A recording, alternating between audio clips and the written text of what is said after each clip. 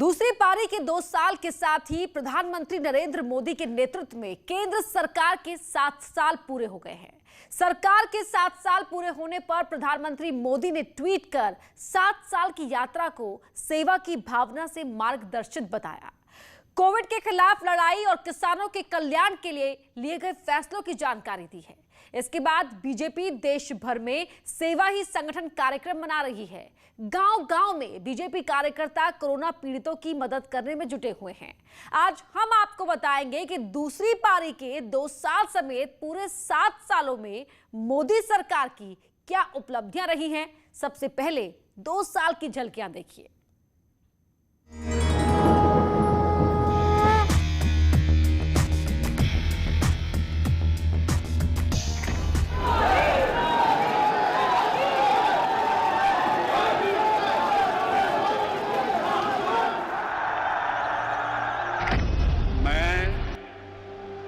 मैं नरेंद्र दामोदर दास मोदी ईश्वर की शपथ लेता हूं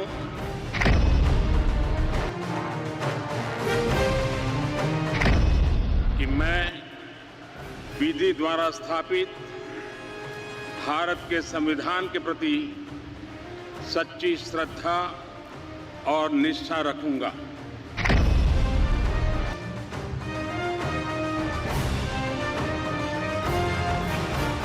देश के सामने 70 साल से एक और बड़ा चैलेंज था, जिसे कुछ दिन पहले भारत ने फेयरवेल दे दिया है।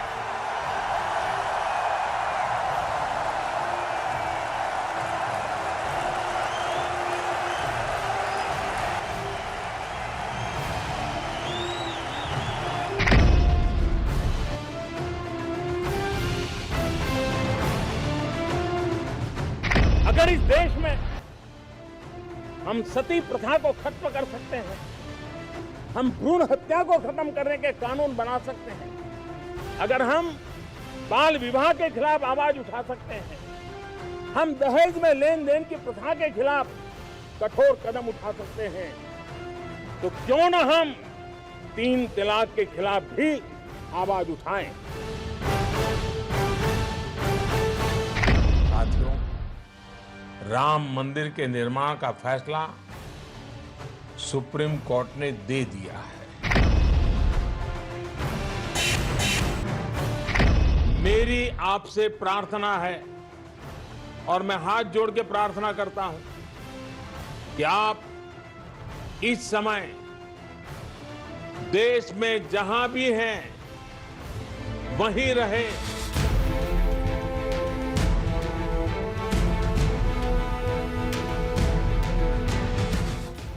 मेरे प्यारे देशवासियों, चुनौती कितनी ही बड़ी हो, भारत का विजय का संकल्प भी हमेशा उतना ही बड़ा रहा है।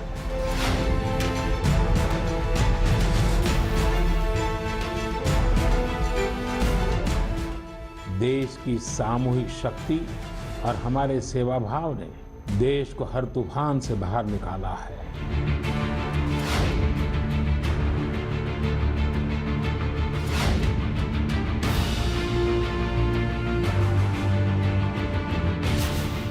करोड़ों माताओं का आशीर्वाद लेकर हमारा देश मजबूती के साथ विकास की ओर अग्रसर है।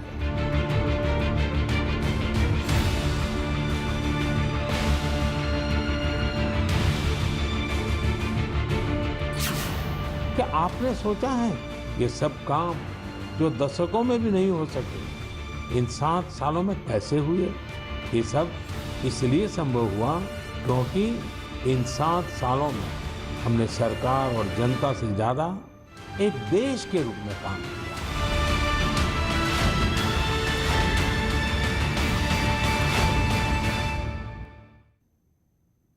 7 साल पूरे होने पर प्रधानमंत्री मोदी ने अपने मन की बात कार्यक्रम में कुछ उपलब्धियां गिनवाई। उन्होंने बताया कि जो काम पिछले कई दशक में नहीं हो पाए, उन्हें 7 सालों में पूरा किया गया। कोरोना के बाद भी मुश्किलों से लड़ते हुए मंजिल की ओर कदम बढ़ाए गए।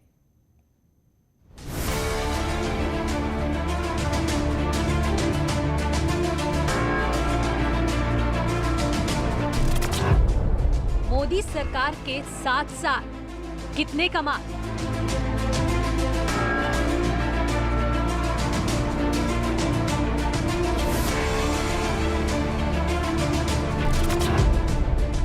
मोदी काल में बनी आत्मनिर्भर भारत की राह।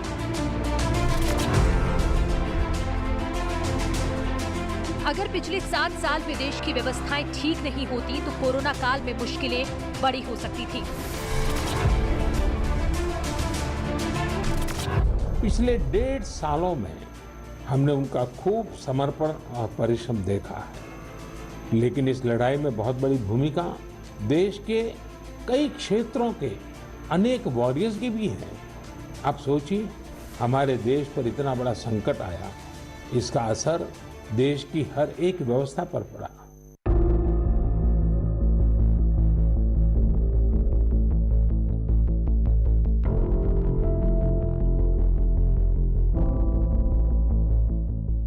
शिक्षा, उद्योग, व्यापार पर कोरोना का बुरा प्रभाव पड़ा। इस कोरोना काल में 130 करोड़ की जनसंख्या वाले देश के सामने कई चुनौतियां थी, लेकिन सरकार ने मुश्किल वक्त में धैर्य से काम लिया।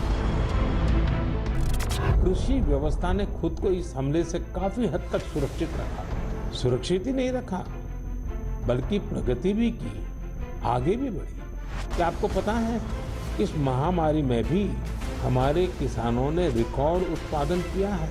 किसानों ने रिकॉर्ड उत्पादन किया, इस बार देश ने रिकॉर्ड फसल खरीदी भी की। इस बार कई जगहों पर तो सरसों के लिए किसानों को एमएसपी से भी ज्यादा भाव मिला है।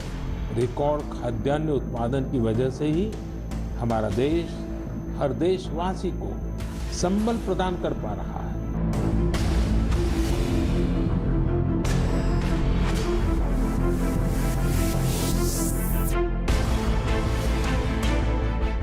कोरोना काल में सरकार 80 करोड़ लोगों को मुफ्त में राशन दे रही है, तो वहीं किसानों को भी सरकार मदद करने में जुटी है। छोटी जोत के किसानों को यहां हर महीने 2000 रुपए देती है, तो डीएपी खाद पर 1200 रुपए की सब्सिडी देकर किसानों को राहत दी है। पीएम मोदी ने मन की बात कार्यक्रम में कहा कि ये 7 साल विकास के रहे हैं और हर क्षेत्र में काम किया गया। और संयोग से ये सरकार के 7 साल पूरे होने का भी समय है। इन वर्षों में देश सबका साथ, सबका विकास, सबका विश्वास के मंत्र पर चला है।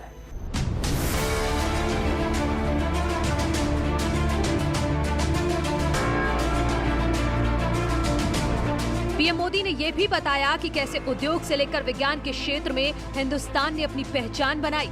जो कि असंभव सा लग रहा था, उसे संभव बनाया गया।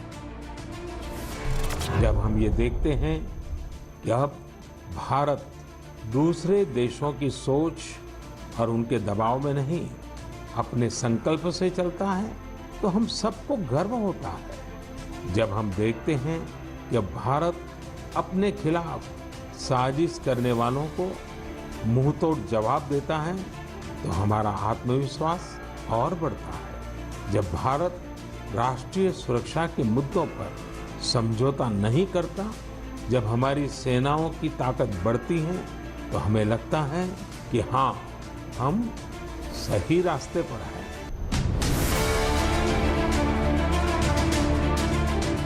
पीएम मोदी ने कहा कि 7 साल में देश के कोने कोने में खुशियां पहुंचाई गई। पीएम मोदी ने उन तस्वीरों को भी शेयर किया जहां अब अंधेरा नहीं है। उन रास्तों का वीडियो दिखाया जहां पर लड़कियां निडर होकर पढ़ने जाती हैं। कितने ही लोग देश को धन्यवाद देते हैं कि 70 साल बाद उनके गांव में पहली बार बिजली पहुंची है। उनके बेटे बेटियां उजाले में, पंखे में बैठ करके पढ़ रहे हैं। कितने ही लोग कहते हैं कि हमारा भी गांव अब पक्की सड़क से शहर से जुड़ गया है।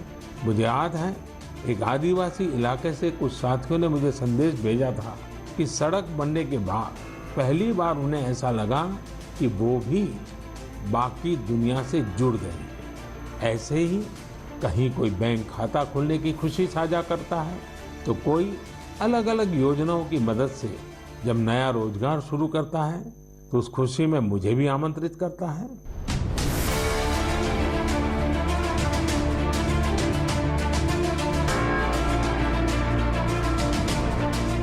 डिजिटल क्रांति हो या आयुष्मान योजना या स्वच्छता अभियान, सरकार के इस कदम से बहुत बदलाव हुए हैं। आतंकवाद के खिलाफ एक्शन प्लान हो या सीमा की सुरक्षा को लेकर सरकार के फैसले, इस क्षेत्र में 7 साल में बड़े काम हुए हैं। हम रिकॉर्ड सैटेलाइट भी प्रक्षेपित कर रहे हैं और रिकॉर्ड सड़कें भी बना रहे हैं। इन 7 वर्षों में ही देश के अनेकों पुराने विवाद भी पूरी शांति और सौहार्द से सुलझाए गए हैं। पूर्वोत्तर से लेकर कश्मीर तक शांति और विकास का एक नया भरोसा जगा है। साथियों, क्या आपने सोचा है ये सब काम जो दशकों में भी नहीं हो सके, इन 7 सालों में कैसे हुए? ये सब इसलिए संभव हुआ क्योंकि इन 7 सालों में हमने सरकार और जनता से ज्यादा एक देश के रूप में काम किया, एक टीम के रूप में काम किया, टीम इंडिया के रूप में काम किया।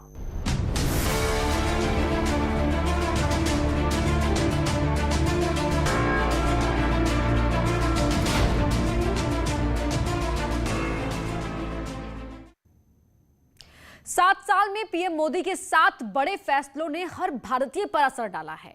इन 7 फैसलों की चर्चा न सिर्फ देश में हुई बल्कि दुनिया भर में हुई। पहला और बड़ा फैसला नोटबंदी का था। 8 नवंबर 2016 को प्रधानमंत्री मोदी ने नोटबंदी का ऐलान किया था।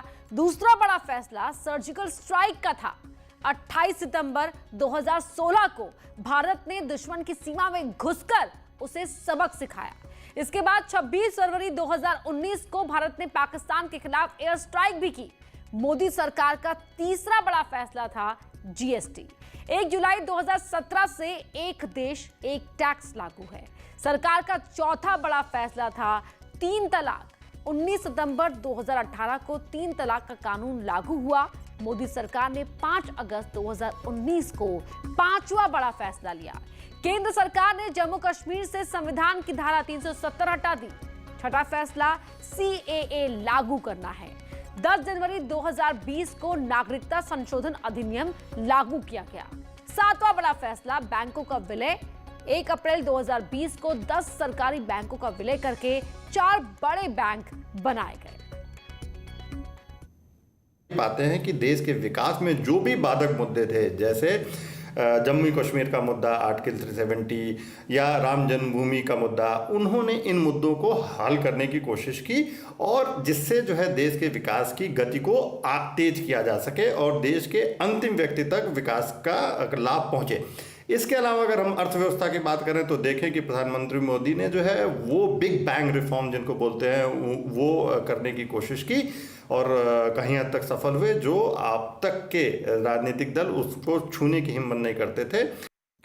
प्रधानमंत्री मोदी ने पहले टर्म में कई बड़े फैसलों से जनता का ध्यान अपनी ओर बनाए रखा। इसके बावजूद विपक्ष को लगा कि नरेंद्र मोदी को दूसरा टर्म नहीं मिलेगा, लेकिन सारी भविष्यवाणियां गलत हुई। पीएम मोदी ने 2019 में फिर से कमान संभाली, लेकिन इस बार चुनौतियां बड़ी थी। सबसे बड़ी चुनौती चीन था, लेकिन कोविड से लड़ते हुए उसे भी कूटनीति से मात दे दी। 23 मई 2019 ये तस्वीर उस वक्त की है जब पीएम मोदी ऐतिहासिक विजय हासिल करने के बाद बीजेपी हेडक्वार्टर पहुंचे थे। ये खुशी सिर्फ जीत की नहीं थी, बल्कि 70 साल में जो नहीं हुआ उसे कर दिखाने के बाद का अंदाज है। राजनीतिक जानकार दावा कर रहे थे कि 2019 में 2014 से कम सीटें आएंगी, लेकिन मोदी मैजिक ने इस धारणा को खत्म कर दिया और अकेले बीजेपी 303 सीटें लेकर सत्ता में आई। गठबंधन की बात करें तो जनता ने एनडीए की झोली में 353 सीटें डाल दी। ये उसी जीत का जश्न था।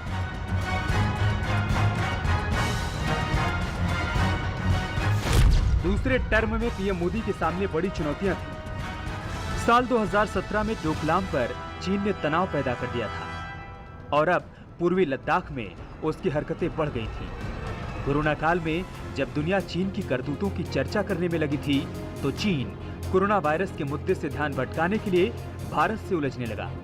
हालात यहां तक पहुंच गए कि लद्दाख में भारत चीन सीमा पर दोनों ओर की सेना टकराव की स्थिति में आ गई थी।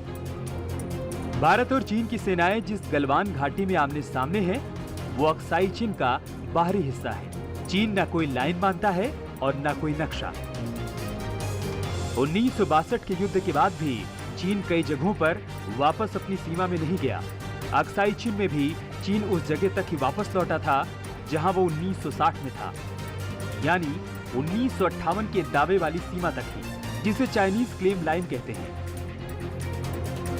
चीन की क्लेम लाइन में गलवान घाटी भी आती है और पेंगांग झील का पूरा किनारा है। इसलिए जब भी चीन पेंगांग झील के फिंगर एरिया में आगे बढ़ने की कोशिश करेगा तो वो साथ साथ गलवान घाटी में भी अपने हिसाब से नक्शा बदलने की कोशिश करेगा, जो भारत को कतई मंजूर नहीं है। चीन की बौखलाहट इसलिए बढ़ गई है कि भारत की सरकार ने जब दुनिया के सबसे ऊंचे दर्रे चांगला पास से टैंकों को पार कराकर पेंगांग लेक के पास एक पूरी आर्मर्ड ब्रिगेड तैनात कर दी।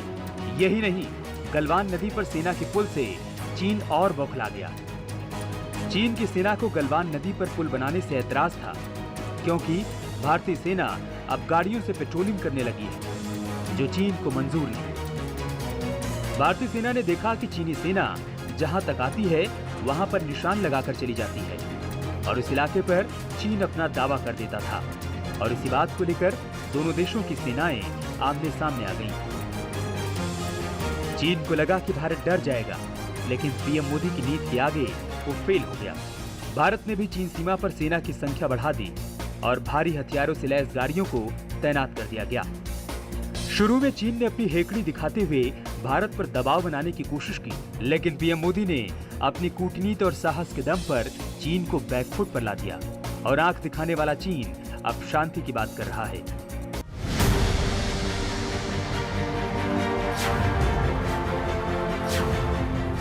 तो वैश्विक मंच पे हम बात करें, विदेश नीति की बात करें, तो कहीं न कहीं प्रधानमंत्री मोदी के 7 साल के कार्यकाल में भारत एक असर्टिव नेशन के रूप में उभरा है, एक असर्टिव फॉरेन पॉलिसी हुई है और वैश्विक पटल पे कहीं न कहीं भारत ने अपने स्थान बनाने की में सफल रहा है।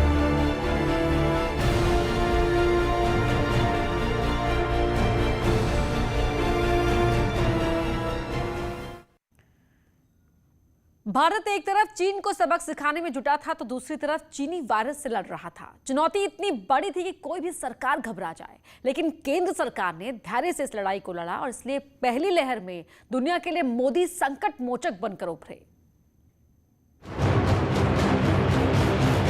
दुनिया में महासंकट, मोदी बने संकट मोचक। जब दुनिया के शक्तिशाली देश कोरोना के कहर से रो रहे थे, तड़प रहे थे, तो हिंदुस्तान के पीएम इस संकट में नहीं घबराए। महामारी में जब लोगों का मनोबल टूटने लगा तो पीएम मोदी ने संबल दिया। निश्चित तौर पर इन लॉकडाउन की एक आर्थिक कीमत देश को उठानी पड़ेगी, लेकिन एक एक भारतीय के जीवन को बचाना, आपके जीवन को बचाना, आपके परिवार को बचाना, इस समय मेरी, भारत सरकार की, देश की हर राज्य सरकार की, हर स्थानीय निकाय की सबसे बड़ी प्राथमिकता है। 24 मार्च को रात 12 बजे से लॉकडाउन लागू होने के बाद पीएम मोदी देश में हो रही गतिविधियों को बहुत ही सतर्कता से देख रहे थे और कहां किस चीज की जरूरत है उसके हिसाब से संदेश देने का काम करते रहे। कोरोना है, भगवान नहीं। मास्क ठीक से पहनिए, ओह प्लीज।